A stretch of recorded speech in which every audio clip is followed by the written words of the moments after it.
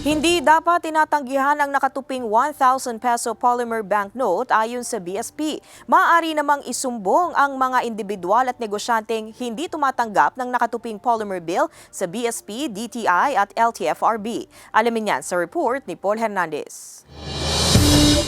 Mas pipiliin pa rin daw ng sari-sari store at karinderya owner na si Ara na ipambayad sa kanya ang mga lumang 1,000 peso bill. Aniya, ang mga physical features kasi ng 1,000 polymer banknote masyado raw maselan. Ingat na ingat daw siya noon sa paghahawak ng 1,000 polymer bill. Nung last time sir, ang ginagawa ko po is kinikip ko siya sa book or doon sa wallet kong malapad na hindi siya pwedeng matupi. Dahil kabi-kabilang pamimili na ang gagawin ng marami ngayong holiday season, inaasahang mas kalat sa sirkulasyon ng negosyo, bangko at transportasyon ng 1,000 piso polymer bill. May mga sumbong pa rin daw na natatanggap ang Bangko Sentral ng Pilipinas na may ilang nagtitindang hindi tumatanggap ng nakatuping banknote. Kaya paalala ng BSP, dapat tanggapin sa mga transaksyon ng mga folded polymer. Huwag mag-alala. Ang pagtupi ng 1,000 piso polymer dahil sa paglalagay sa wallet ay walang kaparusahan.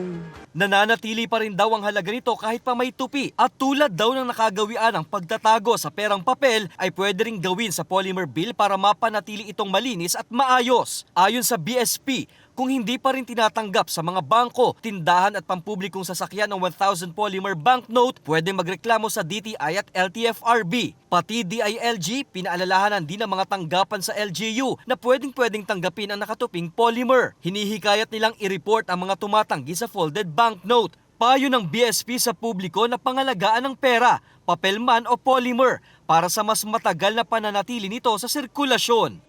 Kasama si Buhay Adante Jr., Paul Hernandez, Balitang Southern Tagalog.